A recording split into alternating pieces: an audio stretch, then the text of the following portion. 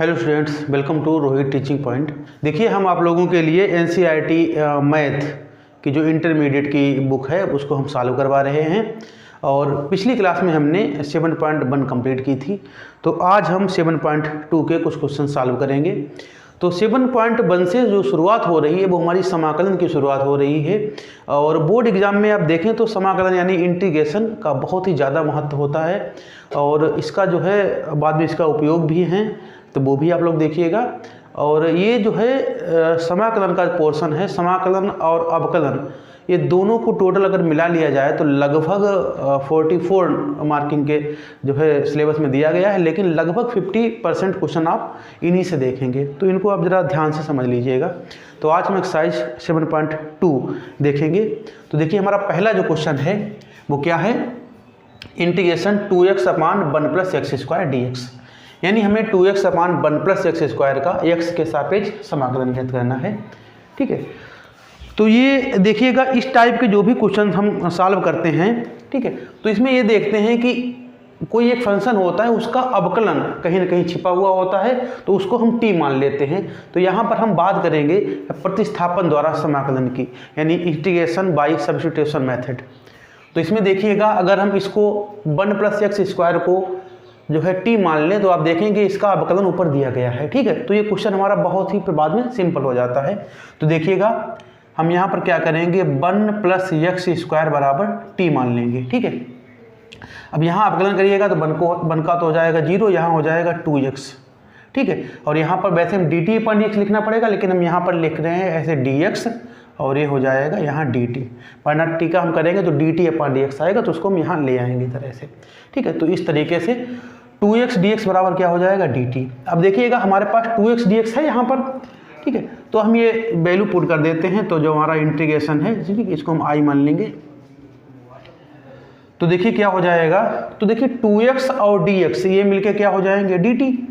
तो ये हो जाएगा, क्वेश्चन हमारा हो जाएगा dt/t। ठीक है, तो पहले क्वेश्चन हमारा जहाँ x में था, अब वो क्वेश्चन हमारा t में हो गया है। ठीक है, तो ये dt/t हो जाएगा। और आप जानते हैं कि 1/t का जो समाकलन होगा, यानी 1/x का log x होता है, ऐसे 1/t का क्या हो जाएगा, log t और प्लस c। ठीक है, अब बस कुछ नहीं, आपको t का जो मान हमने माना था वो दोबारा हम रख देंगे, तो क्या हो जाएगा, log 1 + x² और प्लस c। ठीक है, तो ये हमारा फर्स्ट क्वेश्चन हो गया। सेकेंड क्वेश्चन में देखिएगा, तो देखिए log x दिया गया, और log x का अवकलन क्या होता है, 1/x। तो हमारे पास 1/x भी है, तो हम क्या करेंगे, log x को हम t मान लेंगे। ठीक है, तो log x बराबर t रखेंगे, तो log x का अवकलन करेंगे तो ये हो जाएगा 1/x, और dx बराबर यहाँ क्या हो जाएगा, dt। ठीक है, तो देखिए a वाला इंटीग्रेशन क्या हो जाएगा, इंटीग्रेशन log x की वैल्यू क्या आपने मानी है, t, तो ये हो गया t, और उसका स्क्वायर, तो ये हो गया स्क्वायर। ठीक है, अपान, अब देखिएगा 1/x और dx। ठीक है, 1/x और dx ये मिलके क्या हो गया, dt। तो 1/x और dx ये मिलके क्या हो गया, dt। तो इतना वाला जो पार्ट है ये सब मिलके क्या हो गया, dt। ठीक है, तो ये dt हो जाएगा। ठीक है, नीचे कुछ नहीं बचेगा। अब देखिए, फंक्शन हमारा फिर से t में हो गया है, और t² है, इसका हमें समाकलन करना है t के सापेक्ष। तो आप जानते हैं समाकलन में क्या होता है, एक घात बढ़ती है और वही घात नीचे आ जाती है। तो ये हो जाएगा t⁻3/3। ठीक है, फिर आप t की वैल्यू पुट कर दीजिए, तो t की वैल्यू कितनी, log x। तो ये हो जाएगा log x⁻3/3 और प्लस c। ठीक है, तो ये हमारा क्वेश्चन नंबर 2 हो जाएगा। 3 में देखिएगा, क्वेश्चन नंबर 3 में थोड़ा सा आपको पहले ज़रा दिमाग लगाना पड़ेगा। यहाँ आप x कॉमन ले लीजिए, तो आप देखेंगे यहाँ हो जाएगा 1 + और log x इंटू dx। अब आप गौर से देखिएगा, 1 + log x का जो अवकलन करेंगे तो हो जाएगा 1/x। ठीक है, तो 1/x dx हमारे पास है, तो हम इसको t मान लेंगे। ठीक है, तो 1 + log x बराबर क्या मान लीजिए आप, t मान लीजिएगा। तो 1 का हो जाएगा 0, ये हो जाएगा 1/x और dx बराबर dt। ठीक है, तो देखिएगा 1/x और dx बराबर ये हो जाएगा dt।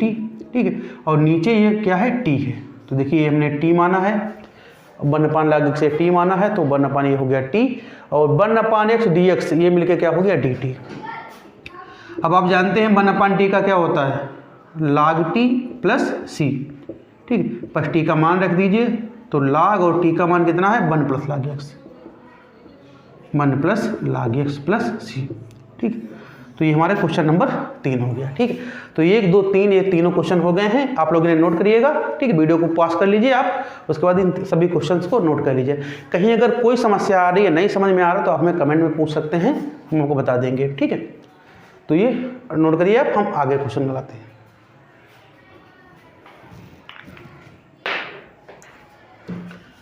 चार है और ये 5 है। तो 4 में देखिए क्या दिया गया, साइन इंटू साइन कास एक्स डी एक्स। अब देखिए कास जो है इसके अंदर है, तो इसको हमें टी मानना पड़ेगा, तो ये हो जाएगा भाई कास एक्स बराबर हम टी मान लेते हैं। तो कास का अपकलन क्या होगा, minus sine x D x बराबर डी टी, ठीक है। अब देखिए हमारे पास साइन एक्स डी एक्स है, तो माइनस है नहीं, तो माइनस हम उधर भेज देंगे, तो ये हो जाएगा साइन एक्स डी एक्स बराबर माइनस डी टी, ठीक है। तो देखिएगा हमारा अब क्वेश्चन क्या बन जाएगा, तो यहाँ पहले देखिएगा ये है साइन हमारा, और कास एक्स की जगह क्या हो गया टी, तो ये हो जाएगा साइन टी। ध्यान से देखिएगा, ठीक है, ये भी बाद में लिखेंगे। ये देखो साइन था और कास एक्स बराबर में टी माना था, तो ये क्या हो गया साइन टी, ठीक है। अब देखिएगा साइन एक्स और डी एक्स ये दोनों मिलके क्या हो गए माइनस डी टी, ठीक है। तो माइनस हम जो है यहाँ लगा ले रहे हैं, ठीक है, और यह चलो एक बार लिख लेते हैं माइनस डी टी ऐसे, इस तरीके से। अब आप देखिएगा माइनस चाहे तो आप बाहर ले सकते हैं, और नहीं तो आप माइनस यहीं ऐसे लिख सकते हैं साइन टी और डी टी। आप जानते हैं माइनस साइन टी का जो समाकलन होता है वो क्या होता है कास टी, ठीक है।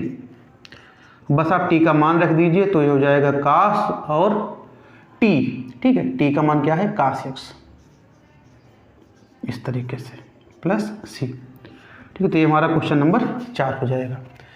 क्वेश्चन नंबर 5 बहुत ही इंपॉर्टेंट है, ठीक है, उसको जरा थोड़ा समझ लीजिएगा। तो देखिएगा ये हमारा क्वेश्चन नंबर 5 है, और 5 में देखिए क्या लिखा हुआ है, sine a x plus b into cos a x plus b. तो आपको पता होगा कि जो चीज़ साइन में हो और कास में हो, और आगे अगर 2 से गुणा हो, तो आपने एक सूत्र सुना होगा इस टाइप का, 2 साइन एक्स और कास एक्स तो बराबर होता है साइन 2x, ठीक है। तो इस तरीके से हम इसे लिख सकते हैं। तो जो चीज़ देखिए साइन में है वही कास में है, लेकिन 2 से गुणा नहीं है, तो हम क्या करेंगे, बाहर 2 से भाग कर देंगे और अंदर 2 से गुणा कर देंगे। 2 sine a x plus b और cos a x plus b into d x, ठीक है। अब आप देखिएगा वही फार्मूला बन गया, 2 साइन एक्स कास एक्स, तो हो जाएगा साइन में डबल,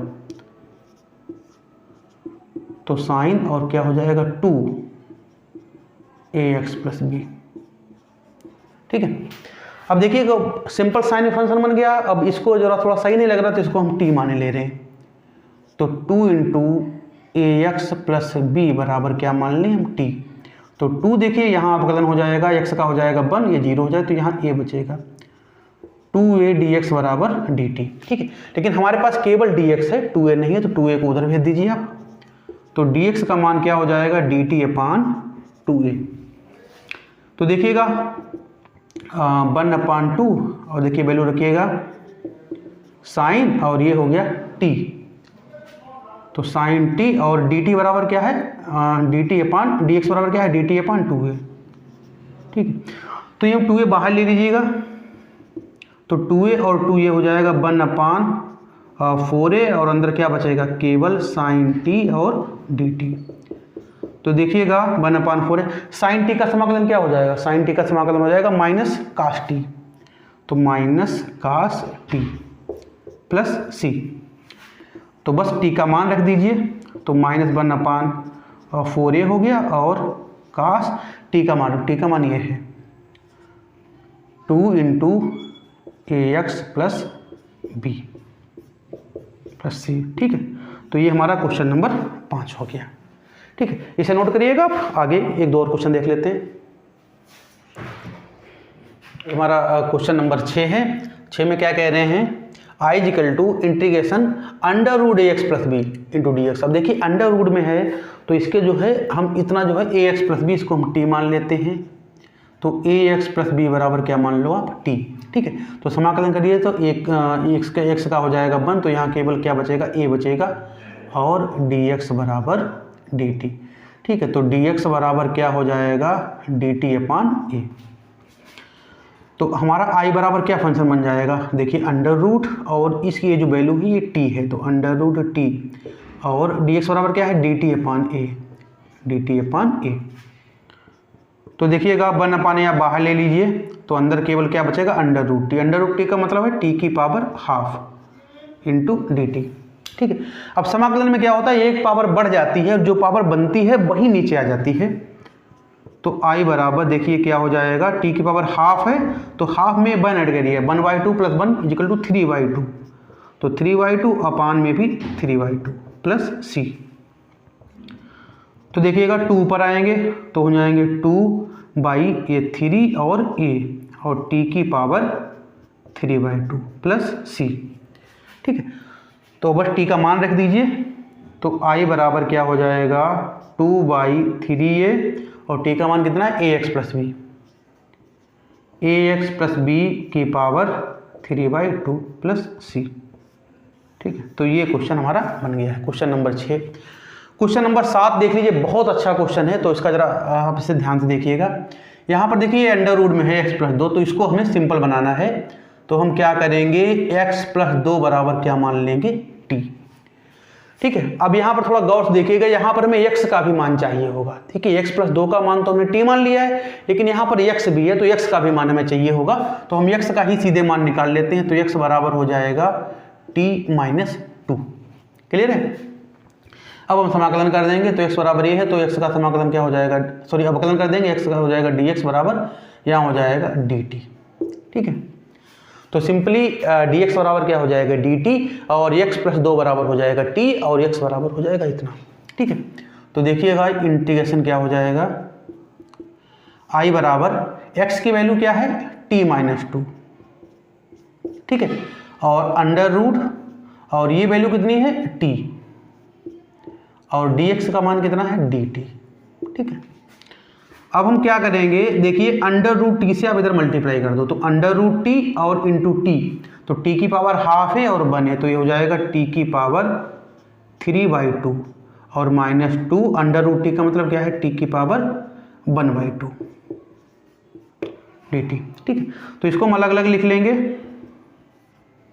टी की पावर 3/2 इंटू डी टी और -2 आप बाहर ले लीजिए, तो हो जाएगा टी की पावर 1/2 इंटू डी टी।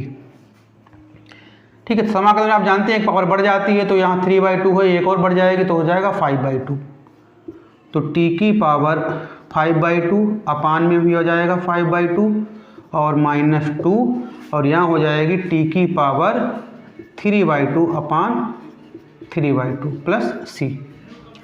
ठीक है, तो देखिएगा क्या हो जाएगा यहाँ, तो देखिए 2 घात ये 2 ऊपर आएंगे तो हो जाएंगे 2/5 और टी की पावर 5/2 और माइनस यहाँ 2 ये ऊपर आएंगे तो हो जाएंगे ये 4/3 और टी की पावर 3/2 प्लस सी। ठीक है, अब बस टी का मान रख देना है हमें, तो टी का हमारा मान कितना है x प्लस 2, तो क्या हो जाएगा 2/5 और x प्लस 2 की पावर 5/2 माइनस 4/3 और यहाँ हो जाएगा x प्लस 2 की पावर 3/2 प्लस सी। ठीक है, तो ये बहुत ही अच्छा क्वेश्चन था, आप इसे ध्यान कर लीजिएगा। ठीक है, तो ये 7 क्वेश्चन तक आज हमने आपको कराए हैं और नेक्स्ट वीडियो में हम जो है 7 से आगे जो हमारे क्वेश्चन है वो हम कंप्लीट करेंगे। ठीक, कहीं पर कोई भी समस्या आ रही है तो आप हमें कमेंट में पूछ सकते हैं और किसी भी प्रकार की कोई समस्या है तो आप उसे अभी जो है सुधार लीजिए, क्योंकि परीक्षा में जो छोटी छोटी गलतियां होती हैं वो फिर हमें आगे हमारे पूरे जीवन भर हमको परेशान करती हैं। तो अभी जो भी आपकी समस्याएं हैं किसी भी प्रकार की हैं तो परीक्षा से पहले सारे डाउट क्लियर करके आप परीक्षा देने जाइए। ठीक है, थैंक यू वेरी मच।